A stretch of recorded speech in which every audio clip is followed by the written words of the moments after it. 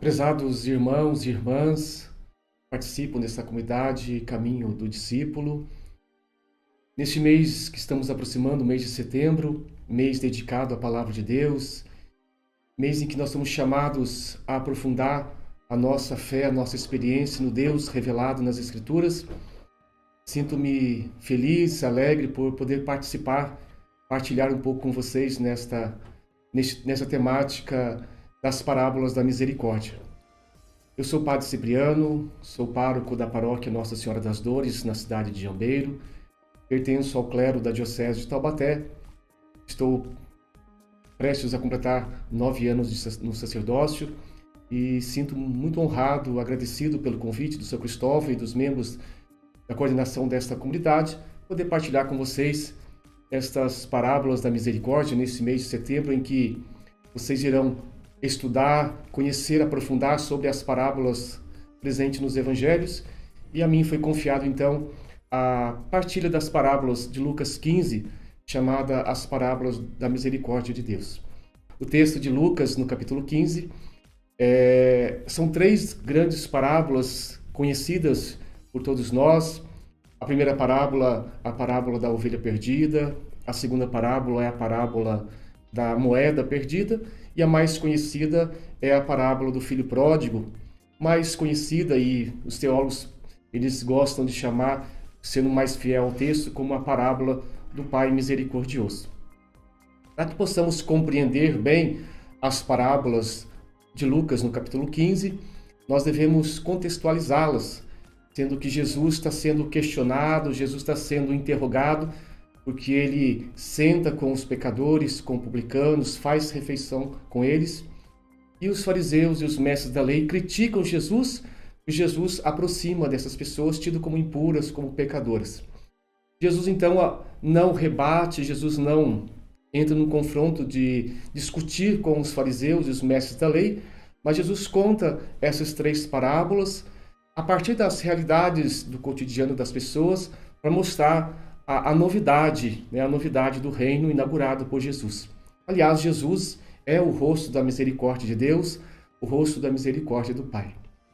A palavra misericórdia tem o sentido de ter um coração voltado para a miséria dos outros. A palavra misericórdia é a junção de 2 palavras, miséria e coração, e também tem como sinônimo a palavra compaixão, compatos. Paixão, sofrimento, patologia. Compaixão, entrar na dor, sentir a dor do outro. E por isso Jesus, ao contar essas parábolas da misericórdia, ele quer revelar esse rosto misericordioso de Deus, que veio ao encontro dos pecadores, que veio ao encontro dos perdidos. Por isso as 3 parábolas falam de 3 realidades, a realidade dos 3 perdidos. A primeira parábola da ovelha perdida recorda que o pastor deixa as 99 ovelhas e vai ao encontro da ovelha que está desgarrada. Lembrando também Ezequiel 34, do qual o próprio Deus, pela profecia de Ezequiel, que ele mesmo iria ao encontro das ovelhas perdidas, das ovelhas desgarradas, iria ao encontro daquelas que se haviam perdido em noites de trevas, em noites de escuridão. A segunda parábola, chamada parábola do dracma ou da moeda perdida, mostra a figura de um cotidiano de uma mulher que ela varre a casa, ela organiza a casa e encontra aquela moeda que estava perdida. Se na primeira parábola era 100 ovelhas e perde uma, a segunda parábola recorda que são 10 moedas, 10 dracmas, e assim a mulher encontra esta moeda que estava perdida. Mas a mais interessante, a mais fácil até de compreensão, a mais bonita, como alguns autores dizem que é o coração do Evangelho de Lucas, as parábolas, essa é a parábola do filho pródigo, a parábola do Pai misericordioso. Assim, Jesus quer mostrar que Deus vai ao encontro daqueles que estão perdidos. Assim como o pastor deixa as ovelhas e vai atrás daquela que está desgarrada, também Deus tem uma predileção, Deus vai também ao encontro daqueles que estão perdidos no pecado, aqueles que se desviaram do caminho. Deus, como um pastor que vai atrás, que busca, traz nos ombros e faz festa. A mulher que encontra a sua moeda perdida também ela faz festa. As 3 parábolas da misericórdia, todas elas encerram mostrando então Deus que se alegra, Deus que faz festa com o filho que foi encontrado, com aqueles que estavam perdidos. Porém, a parábola mais bonita, né, aí chamada do Pai Misericordioso, recorda então a história de um pai que tinha 2 filhos. Sempre quando Jesus conta as parábolas, ele não nomeia as parábolas justamente porque as parábolas são discursos abertos, elas não são discursos fechados, engessados. As parábolas, por ter uma dimensão de abertura, nós podemos sempre nos colocar também dentro das parábolas. Jesus nos convida a nós mergulharmos nas parábolas para que a gente possa compreender também o nosso papel, o nosso lugar dentro também das parábolas. E por isso ela tem um caráter de abertura, um caráter também assim de nós podemos compreender na sua grandeza, na sua beleza. E Jesus que parte sempre de realidades concretas, usando exemplos do cotidiano, para que as pessoas dos mais letrados aos mais humildes possam compreender a partir de uma realidade concreta, uma mensagem, um ensinamento a partir daquilo que está sendo contado. Nós devemos extrair da parábola, e a parábola tem esse sentido de pensar, perceber qual é a mensagem que está embutida, incluída naquela história, naquela parábola contada por Jesus, sendo que era um recurso, né, o discurso parabólico, as metáforas sempre foram usadas e Jesus recorreu muitas vezes às parábolas para falar do amor de Deus, falar da bondade, falar da misericórdia de Deus. A parábola do filho pródigo, né, do pai misericordioso, como a maioria dos autores gostam de chamar, conta a história de 2 filhos que não são nomeados, um filho mais novo e um filho mais velho. Quero apenas pedagogicamente, didaticamente, separar esses 3 momentos do filho mais velho, o filho mais novo, aliás, o filho mais novo, o filho mais velho e também a figura do pai, né? Às vezes nós colocamos uma ênfase muito grande na figura do filho mais novo, do filho que se perdeu, e esquecemos de olhar que todo o coração da parábola está focado na imagem de Deus, que é Pai, desse Deus misericordioso. Portanto, as parábolas têm um destinatário, né? Jesus responde aos fariseus, aos mestres da lei, que o criticam porque eles estão sentam à mesa, partilha, tem proximidade com os pecadores. E Jesus quer mostrar, então, um rosto de um Deus diferente, né? Que Deus é um Deus de misericórdia, um Deus que tem o seu coração inclinado para as nossas infidelidades, para as nossas misérias, um Deus que quer a salvação de todos, assim como o pastor vai atrás da ovelha, a mulher que vai atrás da moeda. A terceira parábola não é mais uma ovelha e não é mais uma moeda. Agora é o próprio filho, né? E por isso começa com 100 ovelhas, depois vem 10 moedas e agora 2 filhos, o mais novo e o filho mais velho, que depois, se a gente olhar e mergulhar nas parábolas, podemos perceber que, de certa forma, às vezes nós somos o filho mais novo e às vezes nós somos o filho mais velho. Jesus, então, ele conta essa história desse filho mais novo, desse filho que abandona, então, a casa do pai. O filho pede a herança antes que o pai morra. Portanto, quem pede a herança antes, como que declara o pai morto. No geral, a gente espera o pai falecer para a gente receber a parte da herança. Esse filho, então, ele quer ir embora da casa do pai, ele quer viver a sua vida independente, longe da casa do pai, das regras, das normas, e ele quer, então, a parte da herança que lhe cabe. E ele pedindo a parte da herança, o pai respeita a decisão do filho, e o pai, então, concede a parte que cabe, e ele vai para um lugar distante. Diz a parábola que esse filho pega a parte da herança que cabe a ele, como filho mais novo, e vai para um lugar bem distante. Ele quer ficar longe do pai, ele não quer ter mais contato com o pai. Afinal, o que ele queria do pai é apenas a parte material, a parte financeira do pai, e o pai concede e ele vai embora.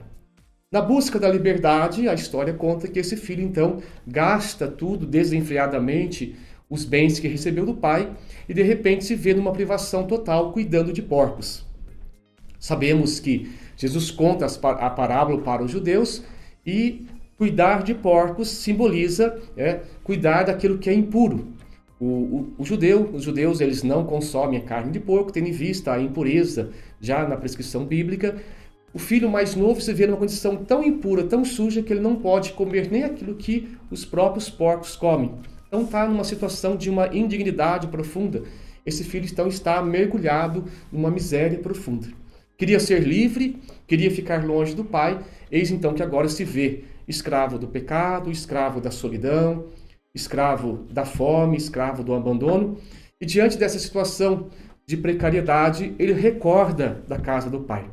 Ele tem lembrança que o pai tratava, e o pai trata bem os próprios empregados. E ele então faz o exercício de uma conversão, de voltar para a casa do pai, não mais na condição de filhos, porque ele rompeu com o pai, ele gastou os bens, então ele não tem mais a condição de filhos. Ele quer voltar na condição de empregado, ele quer voltar na condição de servos, e faz um caminho de volta, um caminho de conversão, né?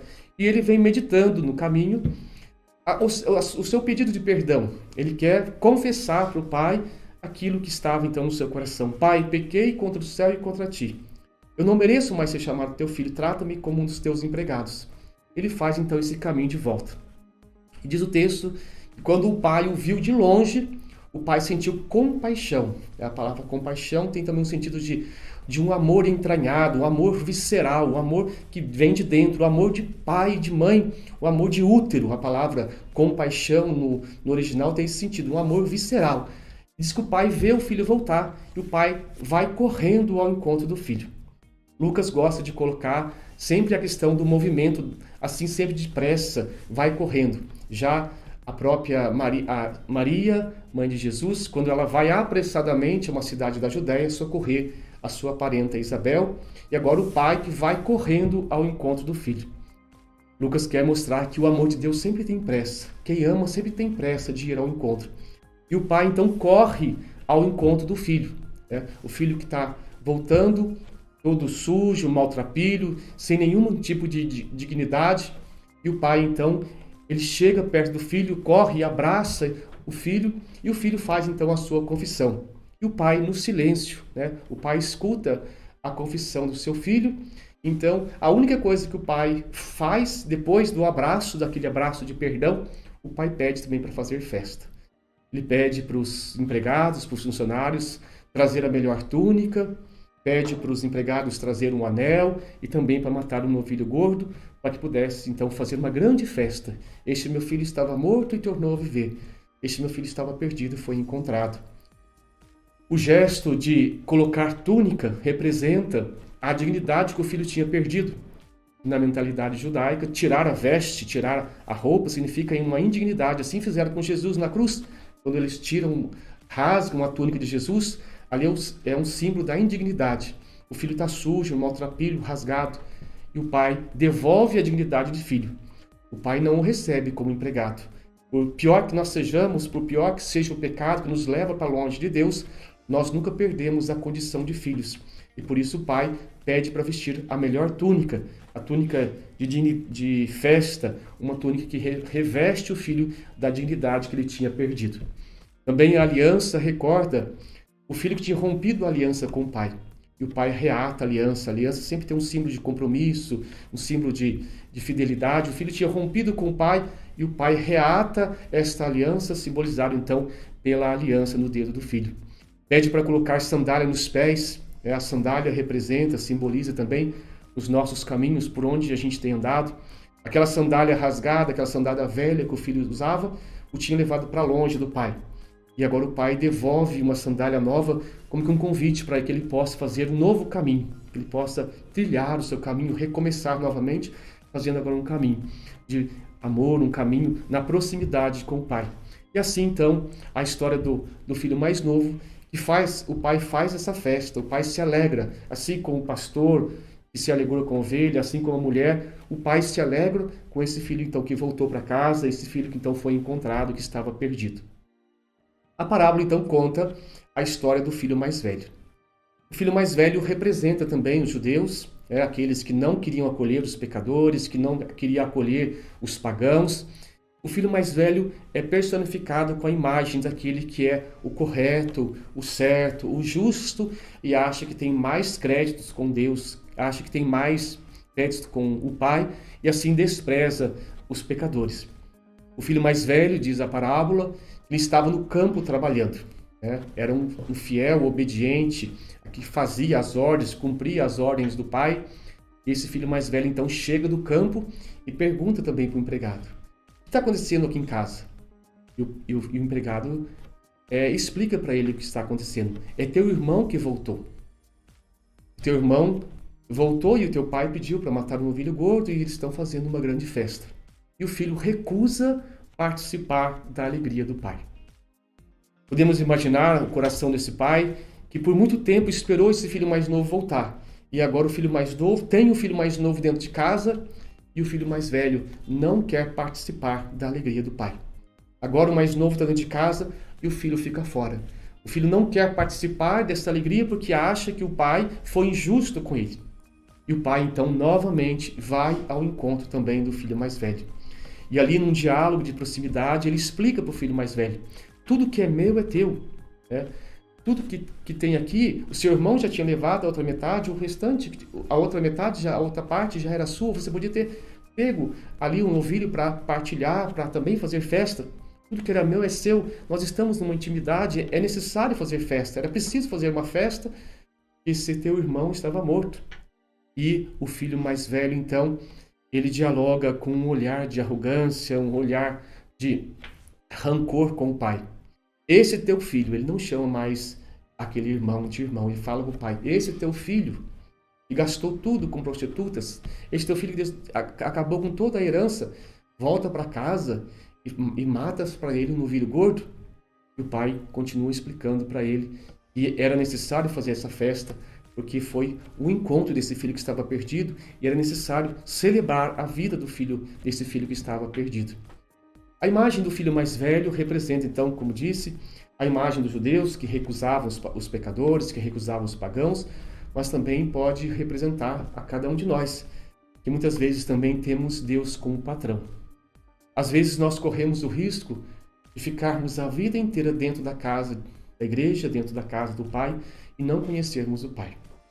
O filho mais velho escandalizou com o pai porque o pai usou de misericórdia. É um grande risco nosso também de ficarmos muitas vezes dentro da casa de Deus, dentro da igreja, passarmos a vida inteira perto fisicamente do Pai e não conhecermos o Pai. Esse filho, se ele conhecesse de fato o Pai, ele não tinha escandalizado, mas escandalizou porque ele tinha um pai que era patrão, que era apenas um serviçal do pai. E por isso, ele, na sua raiva, no seu fechamento, ele não aceita celebrar, não aceita participar, então, desta alegria do pai. E esse filho mais velho é um fariseu, representa os fariseus, que são obedientes, cumpridores da lei, servem, mas não amam.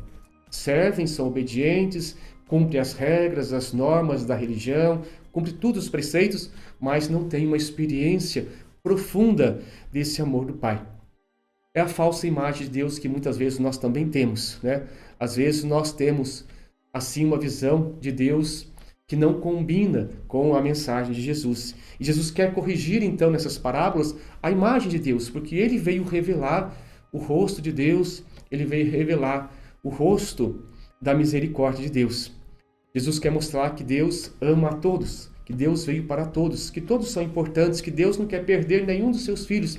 E por isso Deus se alegra quando nós também voltamos, quando nós acolhemos aqueles que erraram, aqueles que se perderam, aqueles que desviaram no caminho.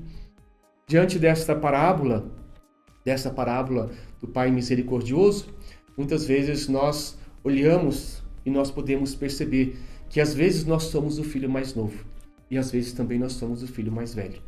Muitas vezes também, como filho mais novo, queremos romper com Deus, rompemos com a igreja, queremos ser livres, viver a nossa vida de forma autônoma, sem nenhum preceito, sem nenhum tipo de regra, e às vezes nós também nos escravizamos.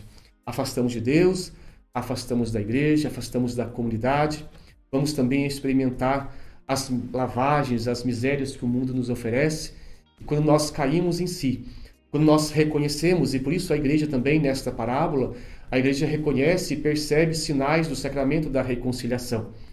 Que os passos do sacramento da reconciliação é justamente isso. Reconhecer que nós erramos, reconhecer as nossas falhas, ter a coragem de confessar para Deus, confessar sacramentalmente, foi o que o Filho fez. O pai já sabia que o filho tinha feito, mas o pai, no silêncio, acolhe a confissão do filho. Pequei contra o céu e contra ti. E assim, nesse abraço do pai, o pai o perdoa, o pai o acolhe e o pai dá a possibilidade de recomeçar. Assim também é o sacramento da reconciliação.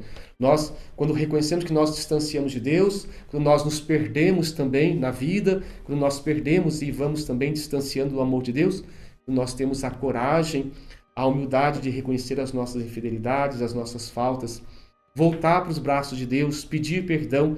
E toda vez que nós aproximamos do sacramento da reconciliação, nós saímos perdoados. A confissão, o confessionário é o espaço da misericórdia. Muitas vezes nós interpretamos ou nós enfrentamos o confessionário como se fosse um lugar de punição, de condenação. O confessionário é o espaço onde Deus exerce a misericórdia por meio do sacramento. Toda vez que nós aproximamos com o coração arrependido, quando nós voltamos e confessamos os nossos pecados, por pior que seja a nossa falta, o nosso pecado, sempre nós saímos perdoados, nunca saímos condenados, porque Deus revela a sua misericórdia e a misericórdia de Deus é maior que as nossas misérias. Por isso, se distanciamos de Deus, se o filho mais novo também, muitas vezes, nós identificamos com o filho mais novo, tenhamos a coragem também de voltar para casa, de voltar para os braços do Pai, confessar as nossas faltas, os nossos pecados, na certeza que Deus nos acolhe, que Deus nos abraça, nos perdoa e nos devolve a dignidade de filhos. Por pior que seja a nossa falha, nós nunca perdemos a dignidade de filhos. Por isso, Deus sempre nos dá essa possibilidade de recomeçar, de retornar. Ninguém é um caso perdido. Sempre podemos recomeçar a nossa vida. Mas às vezes também nós não somos o filho mais novo, mas às vezes nós somos também o filho mais velho. A parábola encerra e ela não diz se o filho entrou ou não para participar da festa com o pai. A parábola fica em aberto. Jesus conta a parábola que o pai vai, conversa com o filho mais velho, tenta convencê-lo, mas a parábola não fecha se o filho entra ou não para participar da alegria do pai. Muitas vezes é a imagem também nossa, né? A nossa imagem do filho mais velho. Às vezes também ficamos com raiva quando um pecador volta e nós não queremos acolher. Achamos às vezes que temos mais direitos, que somos mais puros, santos e perfeitos e por isso temos mais crédito com Deus. Muitas vezes também nós temos uma compreensão de Deus equivocada que não corresponde à mensagem de Jesus. Portanto, se somos o filho mais novo ou se somos o filho mais velho. O mais importante é que nós tenhamos consciência da misericórdia de Deus. Que nós tenhamos consciência de que Deus nos espera sempre. Assim como esperou o filho mais novo, Deus continua nos esperando. E se às vezes estamos dentro da casa do Pai, não conhecemos o Pai, se temos o Pai como um patrão, e se colocamos sempre na condição de serviçais, de escravos, de servos, nunca de filhos, nós devemos também mudar a nossa postura, mudarmos também a nossa compreensão de Deus. E foi isso que Jesus tentou mostrar nessas parábolas. Mostrar este rosto de Deus, essa misericórdia de Deus, que Deus é assim. E Jesus vem então plenamente mostrar como que Deus é. Corrigir então algumas falsas imagens que nós temos de Deus, às vezes leituras equivocadas da própria Escritura. E Jesus nessas parábolas, e de modo especial na parábola do Pai Misericordioso, ele mostra verdadeiramente que Deus não quer perder nenhum dos seus filhos. Todo mundo é importante para Deus, todo mundo tem dignidade de filhos. E se somos o mais novo ou se somos o mais velho, o mais importante é que nós tomemos consciência desse grande amor de Deus, da misericórdia de Deus que vem ao encontro das nossas misérias. Que possamos voltar para a casa do Pai, que possamos voltar para os braços de Deus. Eu penso que essa parábola, além da sua riqueza, da sua beleza, né, da sua profundidade, nos ajuda sempre a fazermos essa experiência da misericórdia e dentro das duas parábolas, olhar para a nossa vida e perceber, às vezes nós somos o mais novo e às vezes somos o mais velho. A segunda parábola, um ponto importante também que eu gostaria de destacar da segunda parábola da moeda perdida, conta a história de que uma mulher perdeu a moeda dentro de casa e ela colocou ordem na casa. Ela varreu a casa, ela limpou a casa, ela organizou a casa e ela encontrou aquela moeda que estava perdida. Às vezes nós procuramos fora aquilo que está dentro. Às vezes é necessário um gesto de humildade, de honestidade com a gente mesmo, Também colocar ordem no nosso interior. Às vezes Deus se perde, Deus está perdido dentro de nós.